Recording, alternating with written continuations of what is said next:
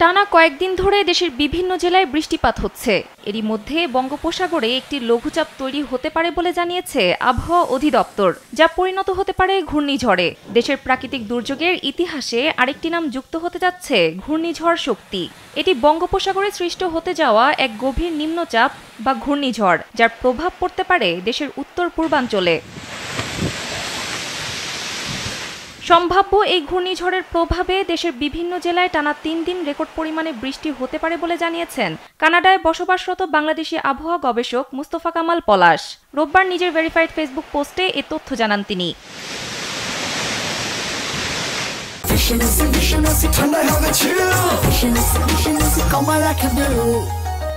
পোস্টে মোস্তফা কামাল পলাশ লিখেন, রোববার ইউরোপিয়ান ইউনিয়ন ও আমেরিকার আবহাওয়া পূর্বাভাস মডেল থেকে পাওয়া সর্বশেষ পূর্বাভাস অনুযায়ী আগামী ২৭ কিংবা ২৮ মে উত্তর পশ্চিম বঙ্গোপসাগরে ভারতের ওড়িশা ও পশ্চিমবঙ্গে রাজ্যের উপকূলে একটি লঘুচাপ অথবা নিম্নচাপ সৃষ্টির প্রবল সম্ভাবনা রয়েছে।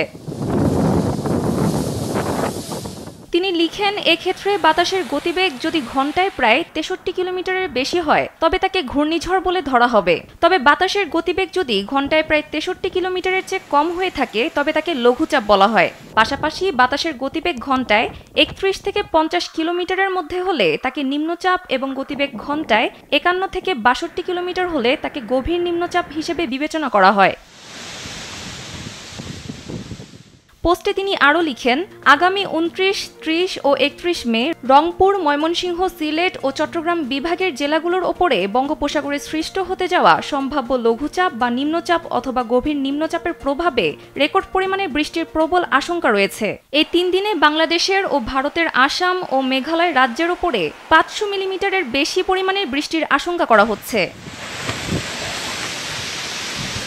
এদিকে আবহাওয়া অধিদপ্তরের পূর্বাভাসে বলা হয়েছে, দক্ষিণ পশ্চিম মৌসুমী বায়ু বাংলাদেশের চট্টগ্রাম বিভাগ পর্যন্ত অগ্রসর হয়েছে এবং আরও অগ্রসর হওয়ার অনুকূল পরিবেশ রয়েছে। মঙ্গলবার উত্তর বঙ্গোপসাগর এবং তৎসংলগ্ন এলাকায় একটি লঘুচাপ সৃষ্টি হতে পারে। সানজিদা ইসলাম, কালবেলা।